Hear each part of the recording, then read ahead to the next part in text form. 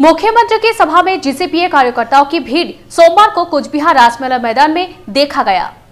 19 अप्रैल के मतदान से पहले विभिन्न राजनीतिक समीकरण सामने आए हैं। सोमवार को कुचबिहार रासमेला मैदान में मुख्यमंत्री की सभा में ज्यादातर जीसीपीए कार्यकर्ताओं और समर्थकों को देखा गया।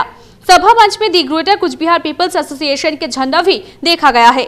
राजवंशी घोट कुचबिहार जिले के वरा फैक्टर है। 19वीं लोकसभा में प्रधानमंत्री नरेंद्र मोदी की सभा में जीसीपीए का झंडा नजर आया था।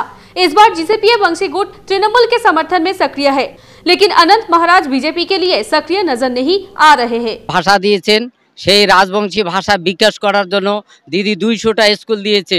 সেই 200টা স্কুল শুধু নয়, আরো দিদি কথা দিয়েছে আরো অনেক স্কুল করে দিবে।